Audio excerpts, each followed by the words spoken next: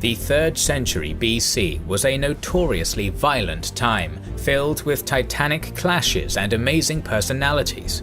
Alexander's conquests gave way to a period of constant warfare between his Seleucid, Ptolemaic, and Antigonid successors, while the rising Roman juggernaut began a series of conquests to unite the Italian peninsula and fought its Carthaginian rival, paving the way for future dominance. India during this period was also experiencing revolutionary change, which culminated in the rise of the Mauryan Empire and the reign of Ashoka the Great. This video is sponsored by Imperator: Rome, the newest historical grand strategy game from Paradox Interactive. Build a glorious empire out of blood and marble. Take the reins of power over any of hundreds of ancient nations, including Rome and Carthage, as you slowly expand to dominate the classical Mediterranean, Europe, and India. Expand trade, build roads, and command armies on the most detailed map ever made for a Paradox game.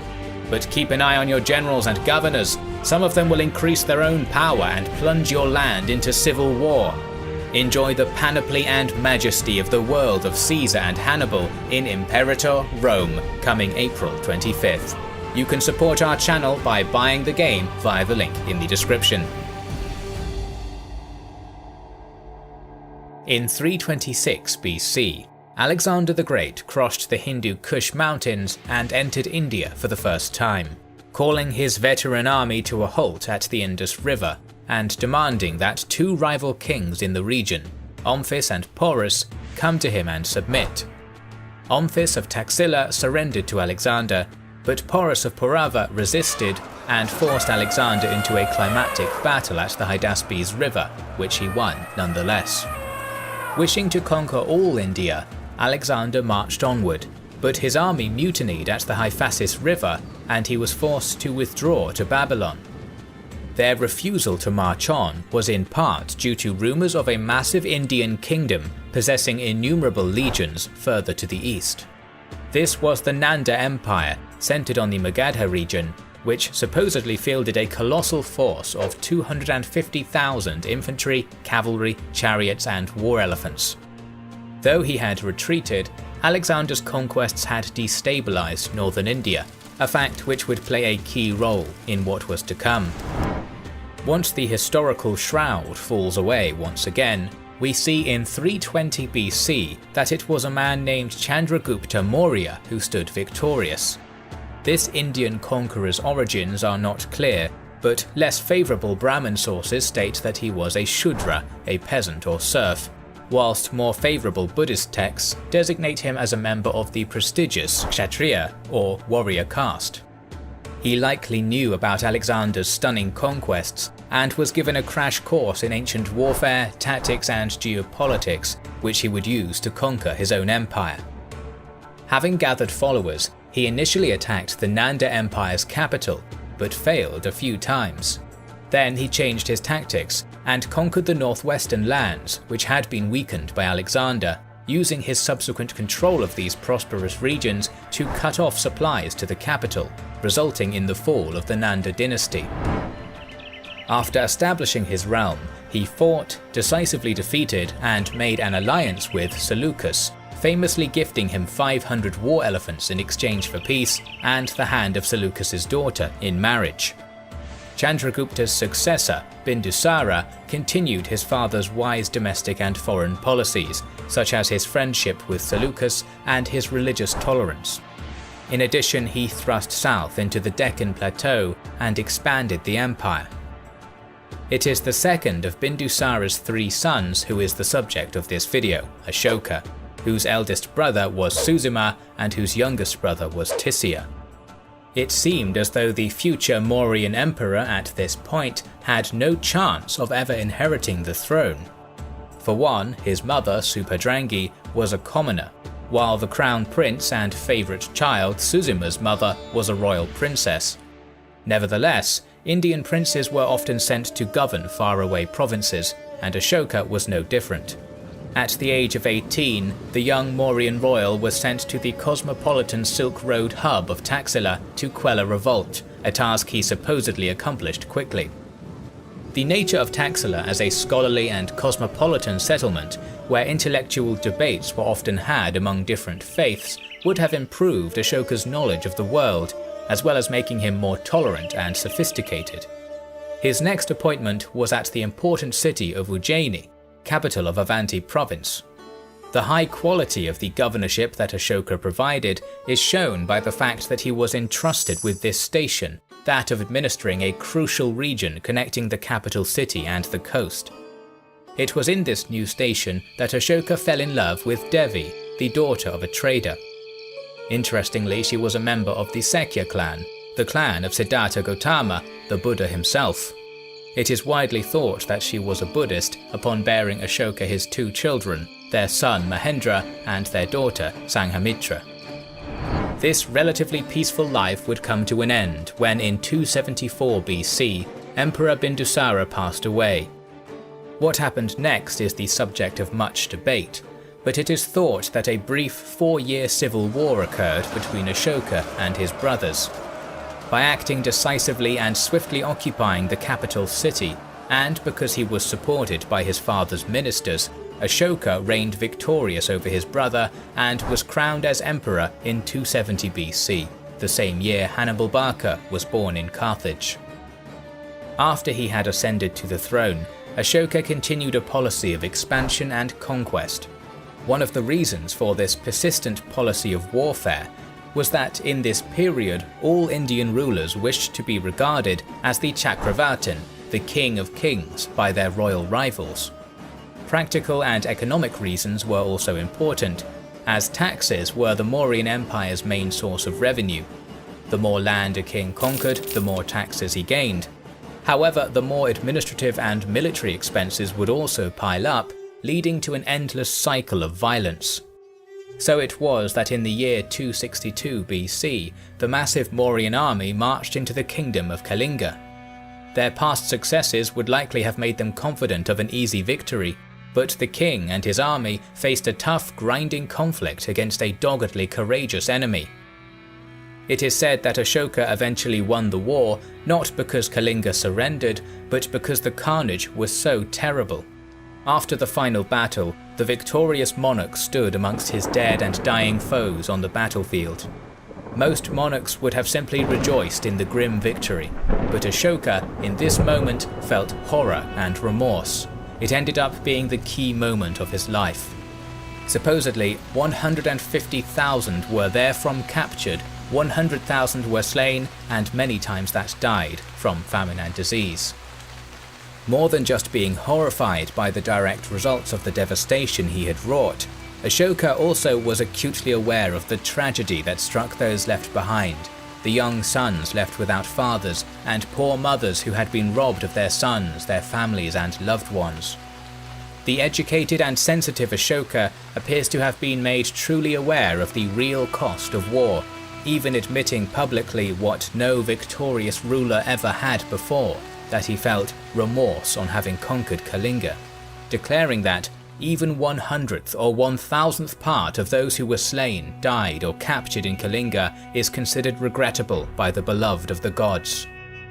This was clearly not the same man speaking who had annihilated his brother and had seized the throne by blood.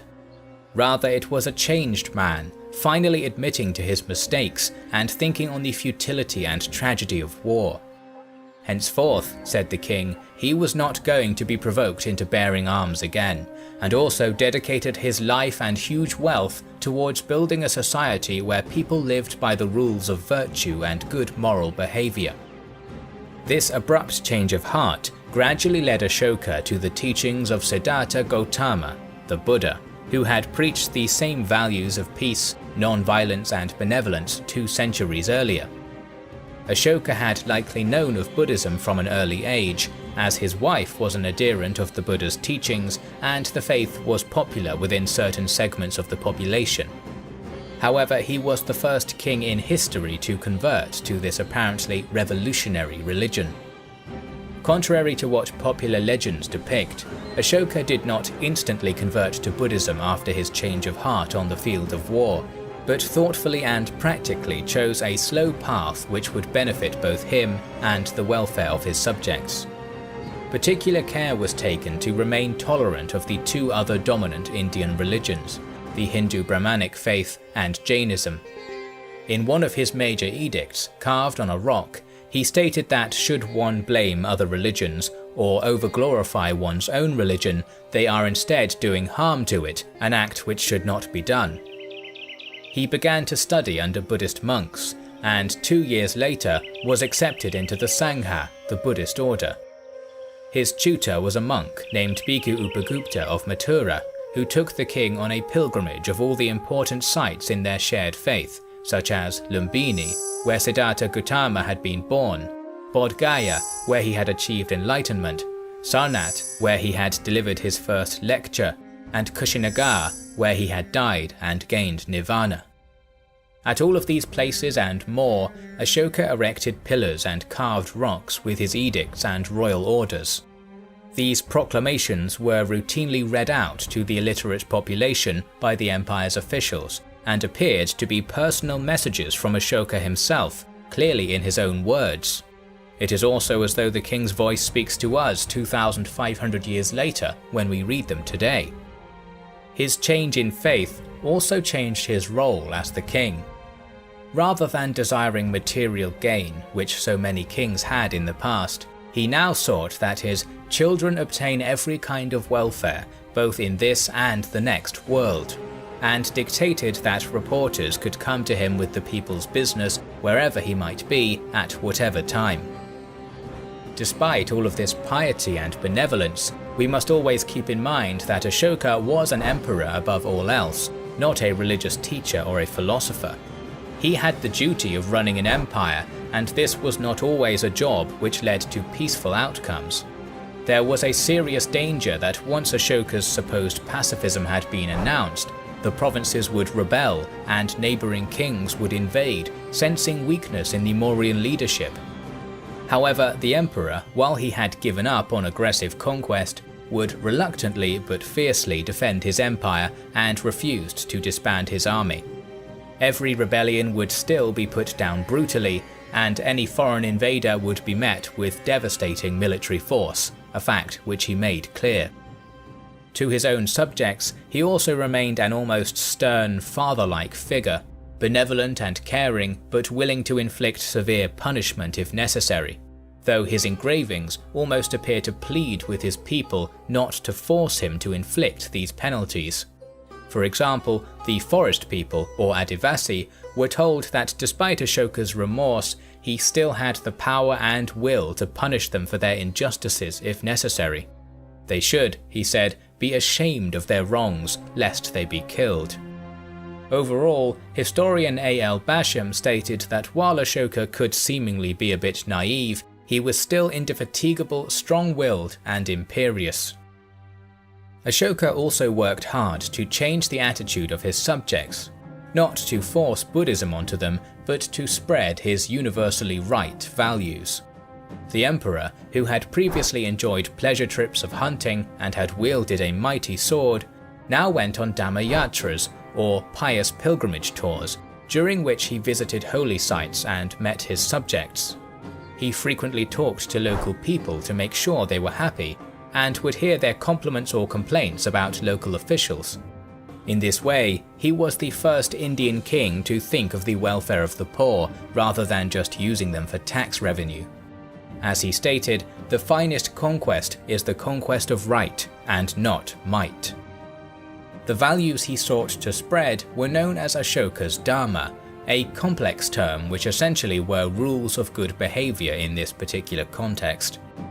For example, Ashoka wished that people would be obedient to parents and teachers, should behave properly towards holy men, relatives, servants, friends, and the poor, and should be kind and generous to the old and vulnerable.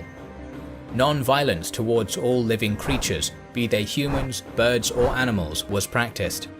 One edict in particular goes into detail about how the imperial kitchens will no longer slaughter vast amounts of animals for food. In addition to preaching these noble virtues to his people, Ashoka also sought to try his best to live by the same tenets. This was exemplified by his thoughtfulness in the construction and renovation of infrastructure. He ordered that shade trees be planted along roads for shelter from the sun and rains, that mango groves be planted in order to provide food, and that watering places be dug to quench a traveller's thirst. In 253 BC, a great gathering of Buddhist monks was held at Pataliputra, hosted by the king himself. At this, the Third Buddhist Council, a momentous decision was taken to send teams of bhikshus, Buddhist monks, to other foreign kingdoms in order to spread the teachings of the Buddha. These missionaries are said to have reached as far as Kashmir, Gandhara, the Greek Hellenistic kingdoms, North Africa, Burma, and Sri Lanka. One of the travellers was a man named Dharmarakshita, and is designated as Yona or Ionian in the texts, so it is possible he was a Greek convert. The most famous missionary of the period, however, was Prince Mahendra, Ashoka's firstborn son. In 249 BC, Mahendra journeyed to Sri Lanka, then called Tamrapani, at the invitation of King Devanampiya Tissa, an admirer of Ashoka and a man who wished to learn more of Buddhist principles. The subsequent mission to this realm was so successful that it gradually became a Buddhist country and remains so even today. Such was the legacy of Ashoka the Great. When he died in 232 BC, he was 72 years old and had reigned for 38 glorious years. Though his death would instigate the long decay of his earthly Mauryan Empire, which fell after another half-century, Ashoka had ruled over the largest indigenous empire in Indian history with wisdom, efficiency, and most importantly, compassion. Buddhism in the 21st century is a world religion because the first steps to spread it to the world were made by Ashoka himself. Gradually, as the centuries progressed after Ashoka's death, the faith travelled along the Silk Roads as far as Tibet, China, and even Japan, despite its decline in the predominantly Hindu land of its birth. Writer H.G. Wells stated that Ashoka shines and shines brightly like a bright star among the thousands of other kings and majesties, even unto this day. We have more stories to tell, so make sure you are subscribed to our channel and have pressed the bell button. We would like to express our gratitude to our Patreon supporters and channel members who make the creation of our videos possible. Now you can also support us by buying our merchandise via the link in the description. This is the Kings and Generals channel, and we will catch you on the next one.